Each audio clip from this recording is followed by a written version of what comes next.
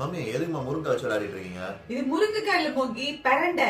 கால் வலி முட்டி வலி எல்லாம் வராம இருக்கிறதுக்காக இந்த பிரண்டை சட்னி வாரத்துல ஒரு நாளாவது சாப்பிடணும். இன்னைக்கு நான் செய்ய போறேன், வாங்க. பிரண்டை சட்னி செய்யறதுல முக்கியமான ஸ்டெப் இதை கிளீன் பண்றதுங்க. கையில நல்லா எண்ணெய் தடவிக்கிட்டு அதுக்கப்புறமா கிளீன் பண்ணுங்க. இல்லைன்னா 2-3 நாளைக்கு கையை அரைச்சுக்கிட்டே இருக்கும். இப்ப இது எல்லாத்தையும் இந்த மாதிரி கிளீன் பண்ணி அலசி எடுத்து வச்சுக்கலாம். அடுத்து ஒரு பேனை வச்சு எண்ணெய் விட்டு ஒரு கைப்பிடி அளவுக்கு உளுத்தம் பருப்பை போட்டு சிம்மில வச்சு செவக்க செவக்க வறுத்து எடுத்துக்கலாம்.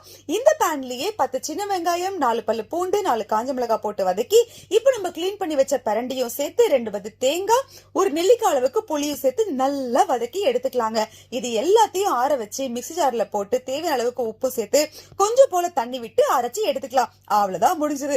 சுட சுட சாதத்தை போட்டு அதுல இந்த துவையில போட்டு சாப்பிட்டா சூப்பரா இருக்கும். எங்க அம்மாவுக்கு கொடுத்தேன்னா நல்லா இருக்குன்னு சொல்லிட்டாங்க. வாரத்துல ஒரு நாளாவது கண்டிப்பா செய்யுங்க. கால் வலிக்கு ரொம்ப நல்லது. அப்புறம் என்ன, ட்ரை பண்ணி பாருங்க.